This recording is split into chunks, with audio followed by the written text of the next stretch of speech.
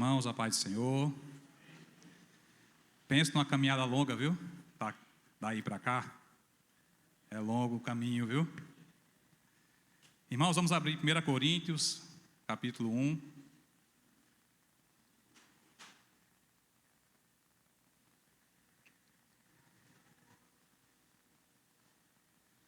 A partir do versículo 1.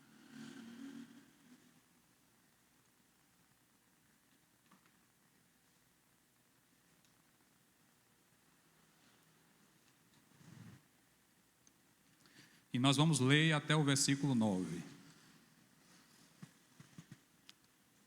Que nos diz assim: Paulo, chamado pela vontade de Deus, para ser apóstolo de Jesus Cristo, e o irmão Sóstenes, a igreja de Deus que está em Corinto, aos santificados em Cristo Jesus, chamados para ser santos com todos que estão em todo lugar, invocam o nome do nosso Senhor Jesus Cristo, Senhor deles e nosso.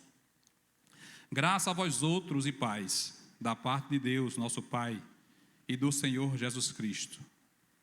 Sempre dou graças a meu Deus a vosso respeito, a propósito da sua graça que vos foi dada em Cristo Jesus, porque em tudo fostes enriquecidos nele, em toda palavra e em todo conhecimento, assim como o testemunho de Cristo tem sido confirmado em vós, de maneira que não vos falte nenhum dom, aguardando vós a revelação de nosso Senhor Jesus Cristo, o qual também vos confirmará até o fim, para serdes irrepreensíveis no dia do nosso Senhor Jesus Cristo.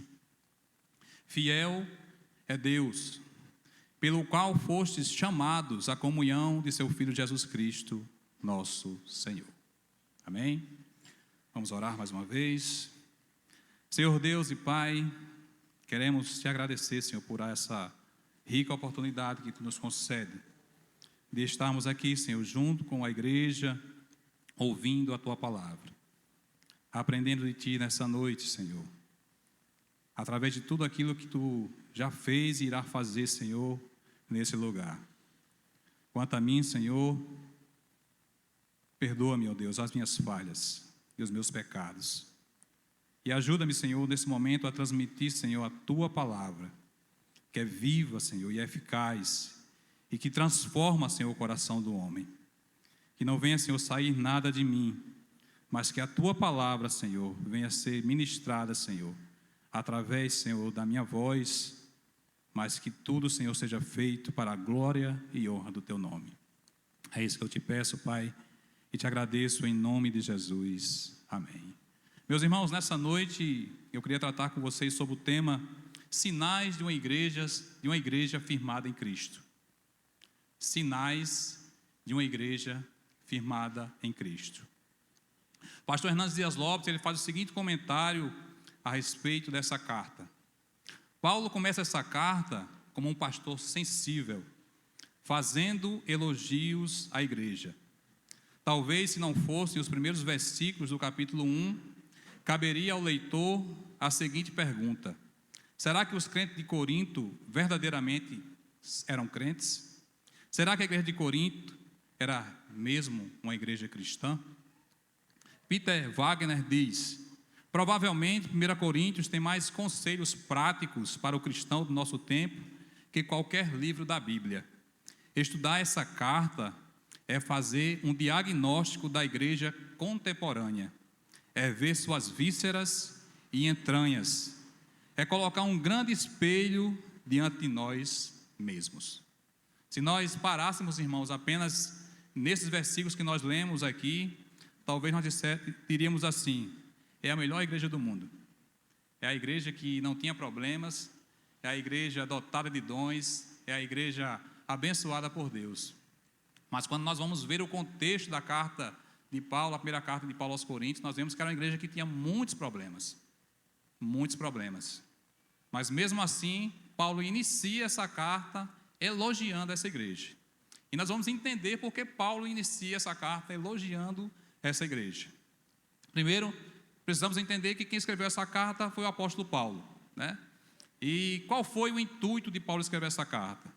Esse motivo de Paulo escrever essa carta, porque era uma igreja repleta de problemas, como divisões internas, orgulhos, soberbas, imaturidade espiritual, imoralidade, falsos ensinos e até práticas condenáveis em relação ao culto. Então, se nós formos estudar essa carta e lermos essa primeira carta de Paulo aos Coríntios, nós vamos encontrar todos esses problemas que ali existiam.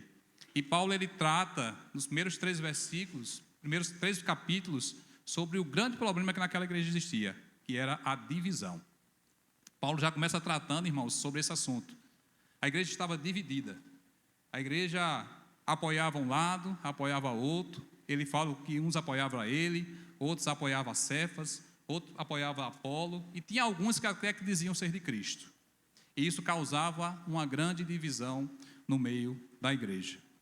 E quando essa igreja foi formada, irmãos, essa igreja foi formada na sua segunda viagem missionária, que se encontra lá em Atos capítulo 18, do versículo 1 ao 18. E Paulo passou ali 1 ano e 6 meses ensinando ali aos coríntios como era realmente ser igreja. E é importante nós entendermos que Corinto, ela tinha uma grande importância para Paulo na questão missionária, né? Era uma cidade marítima, era uma cidade portuária, e ali passavam pessoas de todo o mundo. E Paulo, estrategicamente, como missionário, ele implantou essa igreja ali porque ele tinha um propósito. E não apenas abençoar a Corinto, aos irmãos de Corinto, mas também de, através daquela igreja, expandir o evangelho. Porque como era uma cidade portuária, todos os dias, todos os momentos, passavam pessoas de todos os lugares do mundo ali. E Paulo, como homem de Deus, estrategicamente tinha esse entendimento e ele tinha esse propósito através disso. E aí Paulo implantou essa igreja ali na cidade de Corinto. Mas vamos entender, irmãos, o que esses versículos ele quer nos passar aqui como ensinamento para nós. Quais são os sinais que essa igreja nos traz de realmente uma igreja firmada em Cristo? Como nós falamos, se nós fôssemos parar por aqui, diríamos que seria a melhor igreja do mundo. Mas Paulo ele começa a nos ensinar que a igreja de Corinto e a igreja, como nós somos, é uma igreja e um povo separado por Deus e para Deus, para ser santo. Paulo ele inicia assim: Paulo, chamado pela vontade de Deus, para ser apóstolo de Jesus Cristo, e o irmão Sóstenes, a igreja de Deus que está em Corinto, aos santificados em Cristo Jesus, chamados para ser santos. Paulo inicia a sua carta dizendo que ele era um apóstolo de Cristo. Isso vai ter a ver também muito com o contexto da sua carta, porque lá na frente Paulo vai ser questionado pelo seu chamado ministerial, pelo seu chamado para ser pastor daquela igreja. E aí Paulo ele já começa dizendo: eu fui chamado não pela vontade do homem, eu fui chamado pela vontade de Deus para ser apóstolo, para ser um chamado de Cristo. E ele diz: a igreja de Deus que está em Corinto, aos santificados em Cristo Jesus, chamados para ser santos. Eu me lembro, irmãos, que no nosso estudo do Agrupe, quando nós estudamos o livro A Igreja, tinha uma passagem que dizia assim, que a igreja no mundo, ele é um pedaço do céu, né? A igreja ela não pode contemplar, irmãos, aquilo que nós contemplamos aqui. A igreja ela não pode sentir aquilo que nós sentimos aqui. Mas para nós que fazemos parte da igreja, que estamos dentro da igreja, é como se nós estivéssemos sentindo um pedaço do céu. Claro que nós não temos noção de como é lá, mas isso aqui, irmãos, tem que ser para nós um pedaço do céu. Louvamos hinos maravilhosos agora, mas esse último hino, um versículo e uma parte me chamou a atenção. Inimigo fui, agora estou à mesa. Obrigado. Você já parou, irmão, para pensar o que significa?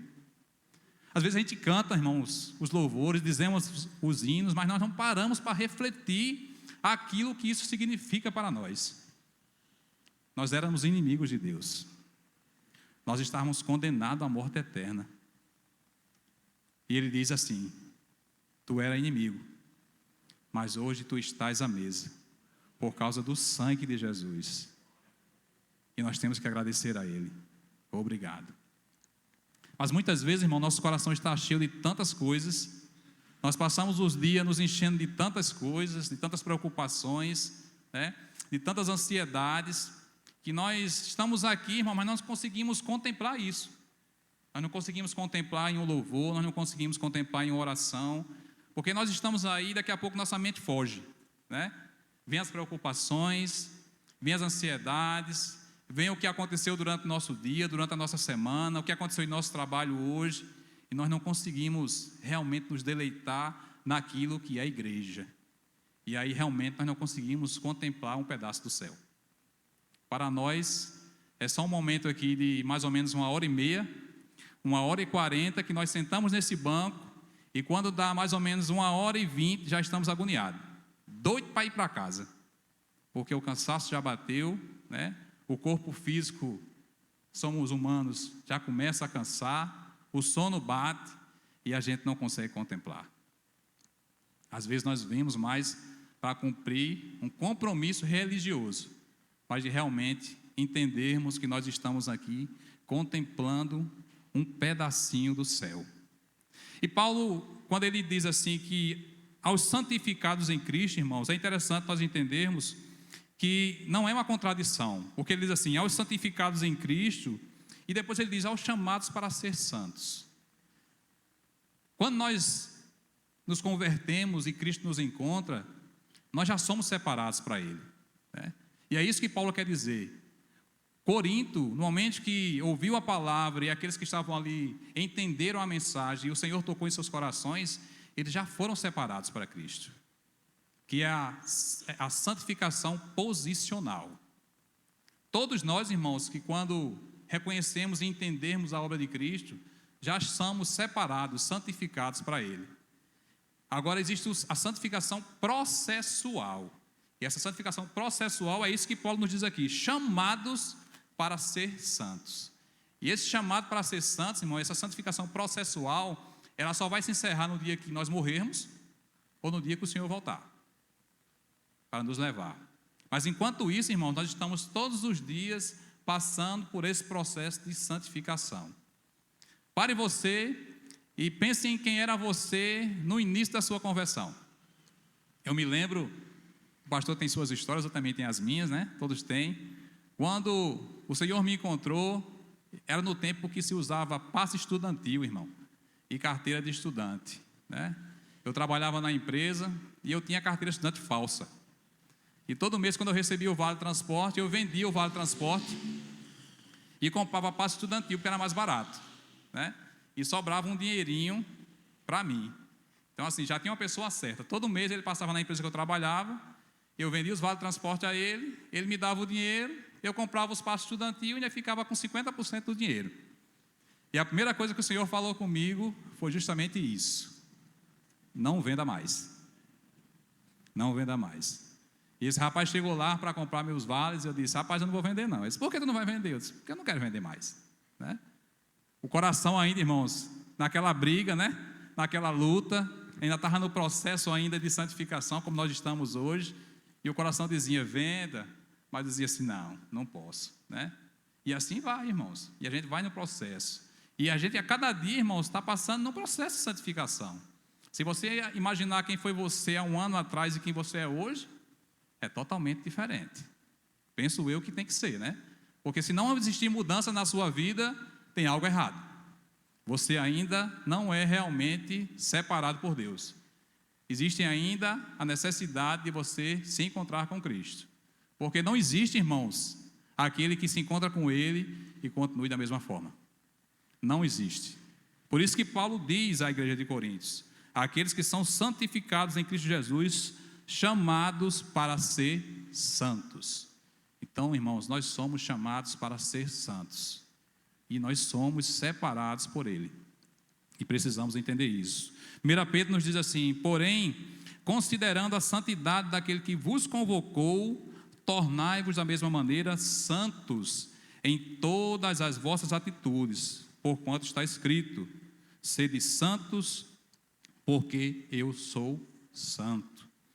Filipenses 1:6 diz assim: estou convencido de que aquele que começou a boa obra em vocês vai completá-la até o dia de Cristo Jesus. Então, irmãos, não tenha dúvida que aquilo que o Senhor começou, Ele vai terminar. Talvez doa um pouco, viu? Nem sempre é fácil. Às vezes a gente tem que passar pelo deserto, aprender com o Senhor, né? E passar um tempo assim, aprendendo dele, apanhando, tirando as arestas, para que a gente realmente entenda qual é a vontade dele e nos santificar. E a cada dia, nesse processo de santificação. Segundo ponto, irmãos, que nós temos de entender sobre essa igreja, como nós, igreja, é que a igreja não está restrita a uma comunidade ou localidade. Ela é global e é de Deus o dono da igreja. A igreja é uma família universal. Nós vemos isso no versículo 2, a parte B, que nos diz assim: com todos, em todo lugar, invocam o nome do nosso Senhor Jesus Cristo, Senhor deles e nosso. Às vezes, irmãos, nós começamos a nos fechar muito e achar que só a gente é a igreja. Só a comunidade Ação Evangélica do Presidente Médici é a igreja. É bom, é gostoso demais estarmos aqui, né? Mas nós temos que entender que a igreja do Senhor, ela é mundial, ela é global.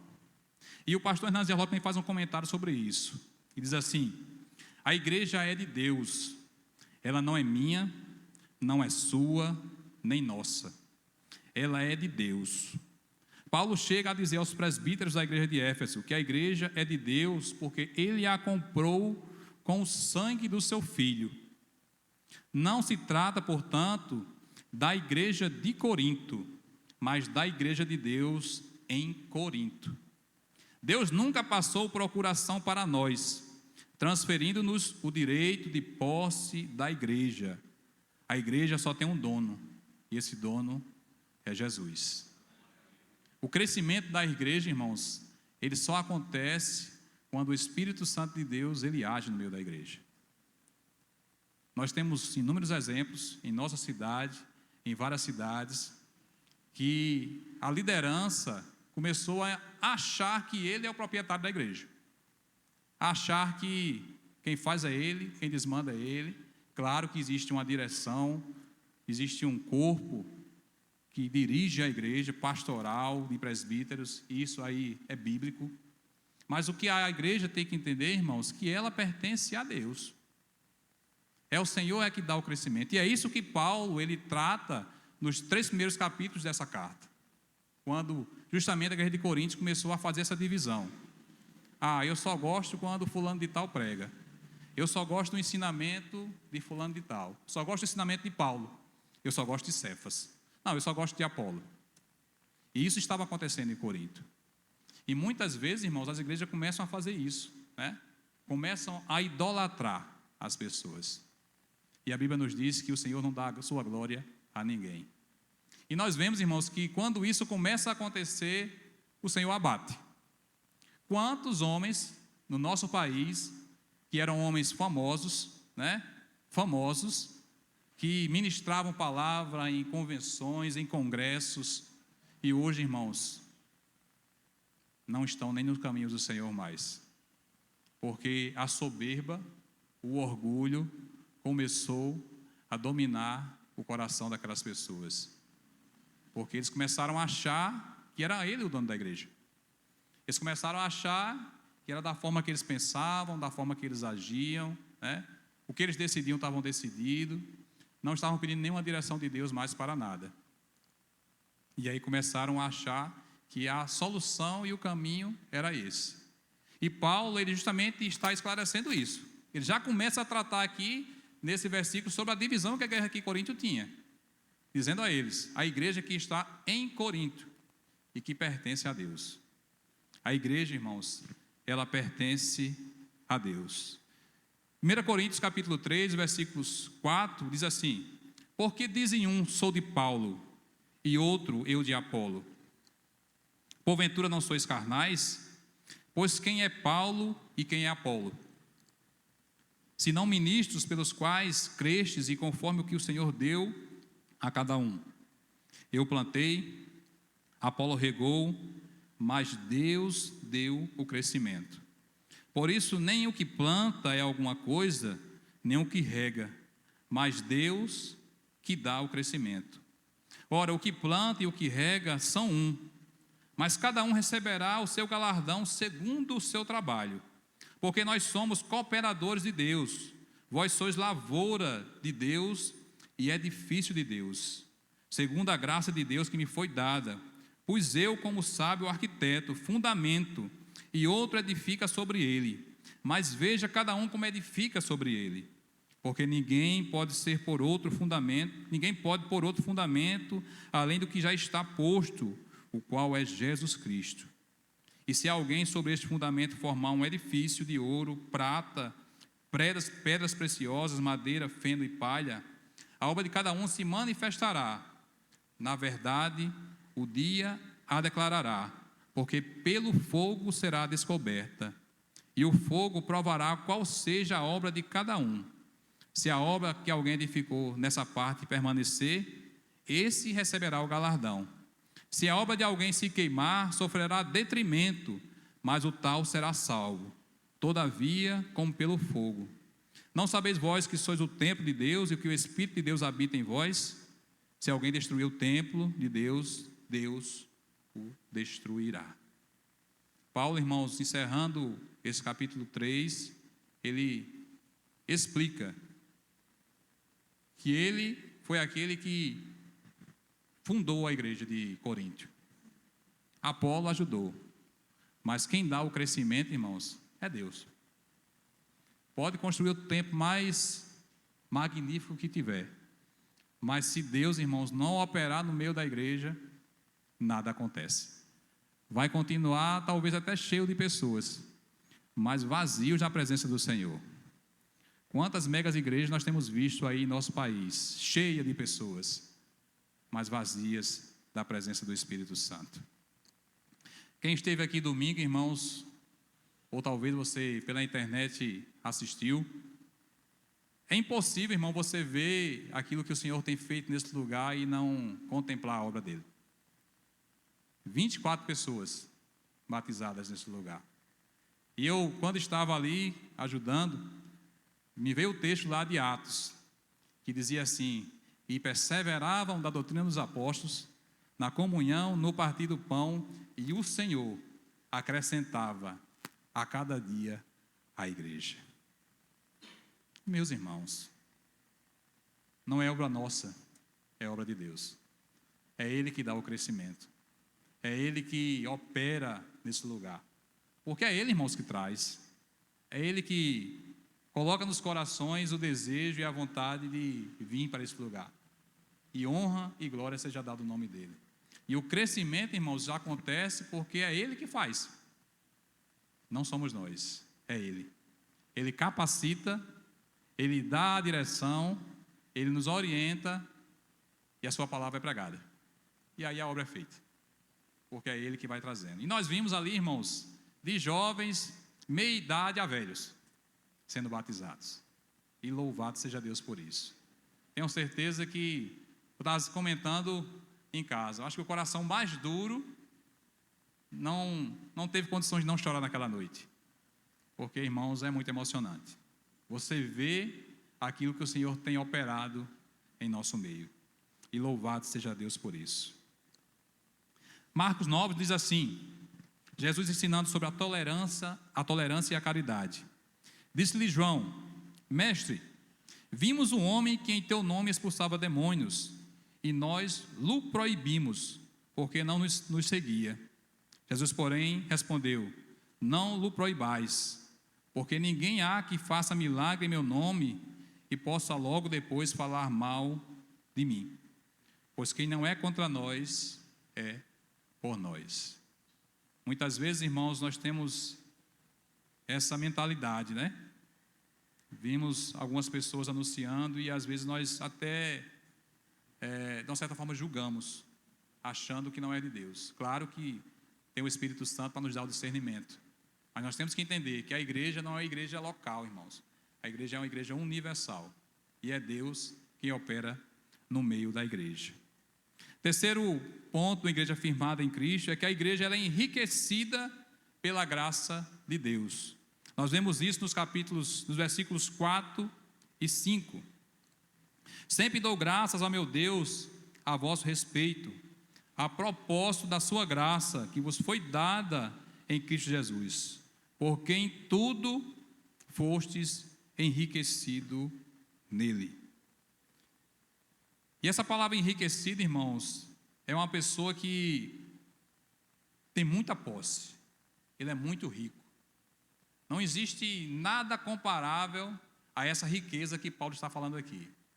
Nenhum bem, nem a maior fortuna do mundo é comparado, irmãos, àquilo que o Senhor ele tem nos dado. Às vezes você contempla as pessoas que têm muito dinheiro, mas não têm paz, né? Inúmeros casos nós temos visto e ouvido de pessoas assim, que tentam, através do seu dinheiro, comprar a felicidade, comprar a paz que eles não vão encontrar no mundo. Eles podem ter até uma felicidade temporária, achando que aquilo ali é felicidade, irmãos. Mas no outro dia, ou no outro mês, na outra semana, o seu coração ele vai estar vazio. Porque essa felicidade, irmãos, que Paulo ele declara que a igreja de Corinto tinha e que nós temos, ela não é encontrada aqui. Ela não é encontrada nos bens materiais. Ela só é encontrada em Cristo. Em Cristo Jesus que nós encontramos essa felicidade. E é por isso, irmãos, que a Bíblia nos diz que nós devemos buscar primeiramente o seu reino e a sua justiça. Porque se a gente for buscar, irmãos, as coisas materiais, ele não está dizendo que a gente não deve trabalhar, né? Bater com a formiga ao preguiçoso. A própria Bíblia nos diz. Mas nós temos que entender, irmãos, que a prioridade nossa é a vontade de Deus. É o seu reino. E as demais coisas, irmãos, muito será acrescentada. O grande problema nosso é que nós estamos seguindo a mesma direção que o mundo segue.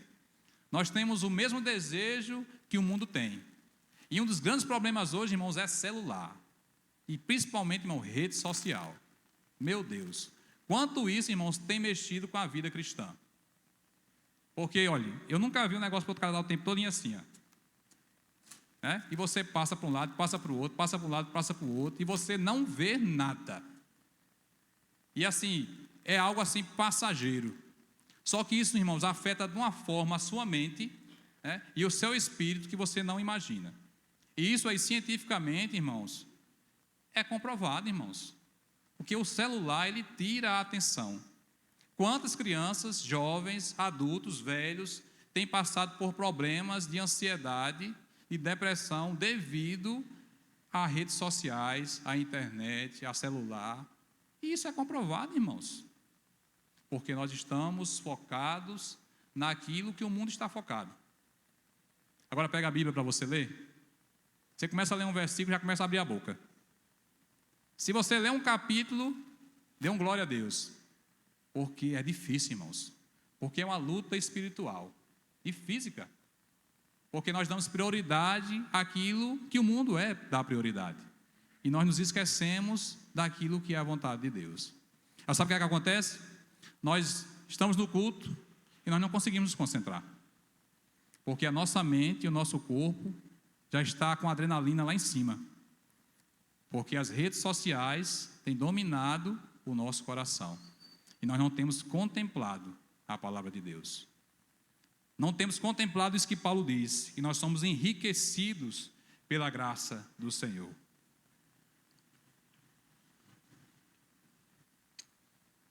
Existe uma passagem bem conhecida de um jovem, lá em Lucas capítulo 18, tenho certeza que todos vocês conhecem, que esse jovem chega para o Senhor e diz assim: Senhor, o que devo fazer para herdar o reino de Deus? E aí o Senhor diz: ama teu pai, tua mãe, guarda os mandamentos, ama teu Deus. Ele diz: Senhor, tudo isso aí eu tenho feito. Tudo isso aí eu tenho feito. Isso aí para mim, em outras palavras, é fichinha. Tenho cumprido tudo isso aí. Aí o Senhor diz: falta-se só uma coisa a você. Vai, vende tudo o que tem dá aos pobres e siga-me. E aquele homem, aquele jovem, ele sai ali entristecido, porque o seu coração estava apegado às coisas do mundo. O seu coração estava apegado, irmãos, a essas coisas. Ele conhecia a palavra, ele conhecia os mandamentos, ele conhecia tudo, mas o seu coração estava voltado para as riquezas, para aquilo que saciava o seu desejo. Não é errado, jovens, adultos, vocês terem uma profissão. Pelo contrário, é louvável, né? Agora, o que eu sempre tenho dito lá em casa, que vocês busquem primeiramente o Senhor para que aquilo que você seja para que o nome do Senhor seja glorificado.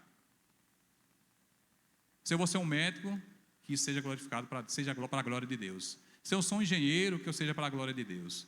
Se eu seja um eletricista, um balconista, um caixa, um atendente de telemarketing, que seja para a glória de Deus. A prioridade, irmãos, tem que ser o reino do Senhor.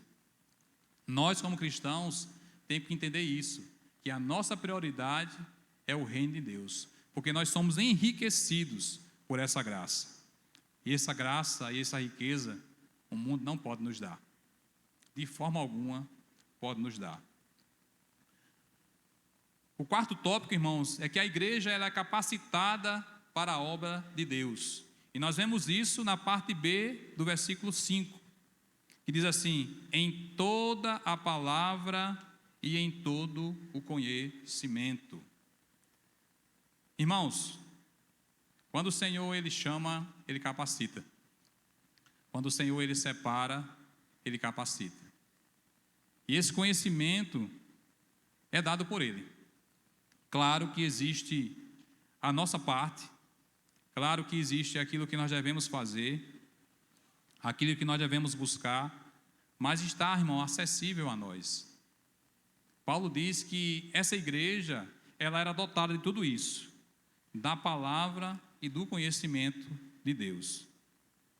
Atos capítulo 1, versículo 4 a 8 diz assim: e estando com eles, determinou que não lhe ausentasse de Jerusalém, para que esperassem a promessa do Pai, que disse, que de mim ouvistes, porque na verdade João batizou com água, mas vós sereis batizados com o Espírito Santo.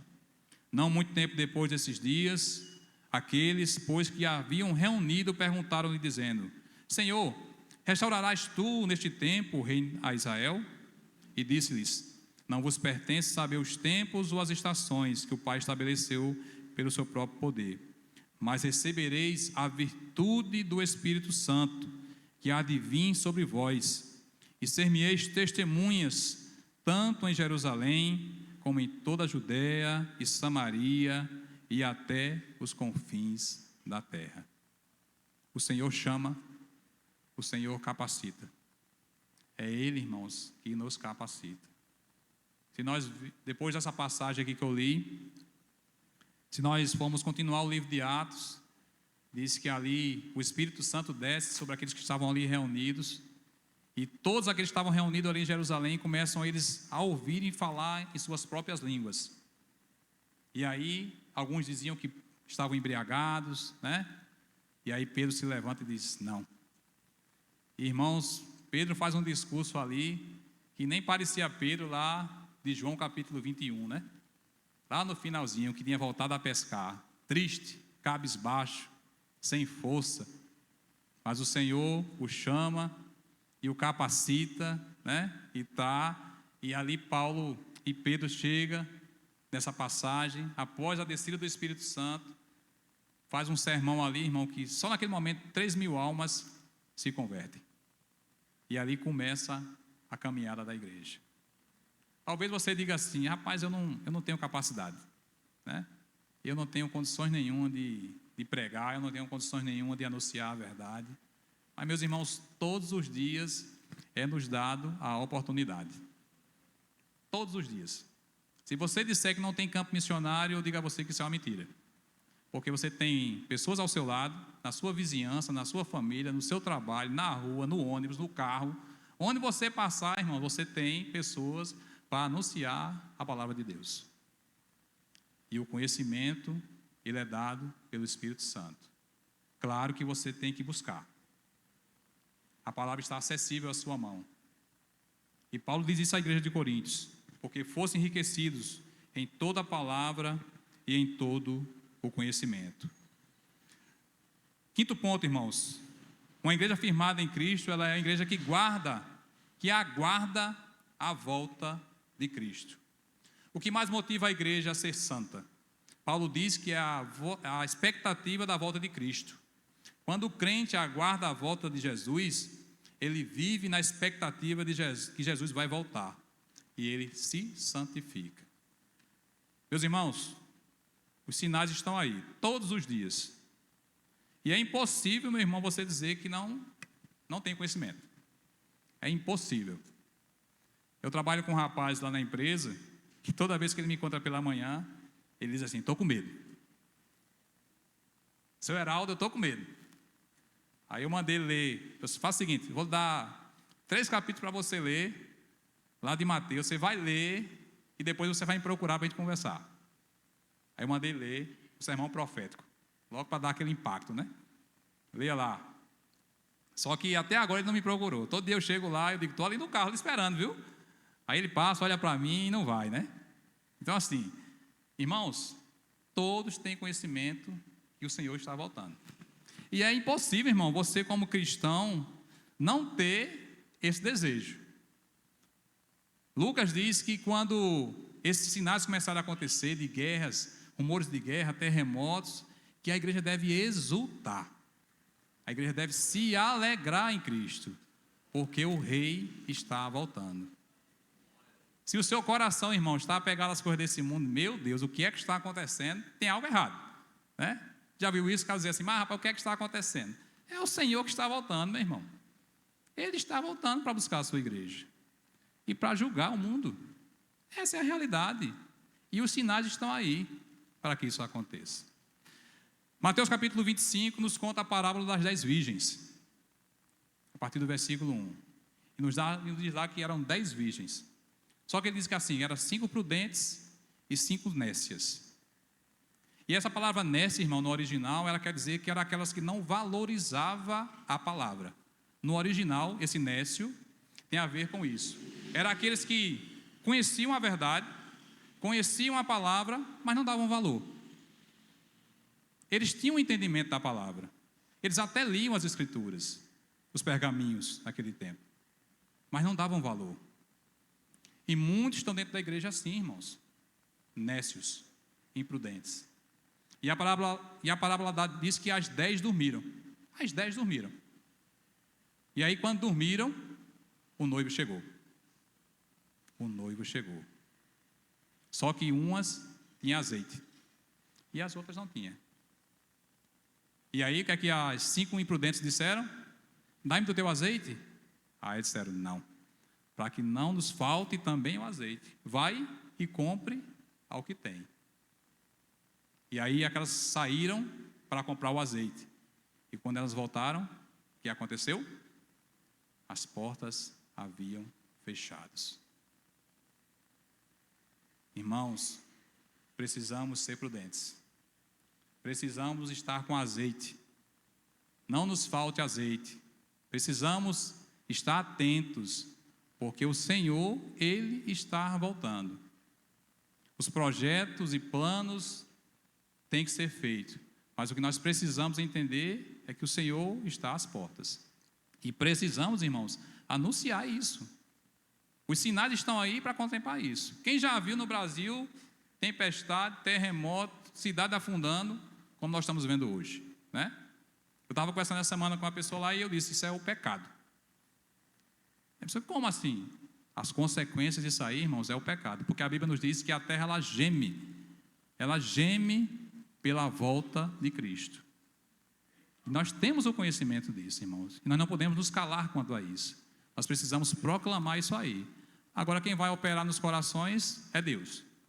Agora nós temos que ser sal e luz desse mundo. E para encerrar, irmãos, que o tempo já foi, o 6º ponto de uma igreja firmada em Cristo é que a igreja ela é dependente da fidelidade de Deus. Nós vemos isso no versículo 6. Assim como o testemunho de Cristo tem sido confirmado em vós, de maneira que não vos falte nenhum dom, aguardando vós a revelação do nosso Senhor Jesus Cristo, o qual também vos confirmará até o fim, para serdes irrepreensíveis no dia do nosso Senhor Jesus Cristo. E o 9 nos diz: fiel é Deus, pelo qual fosse chamado à comunhão de seu Filho Jesus Cristo, nosso Senhor.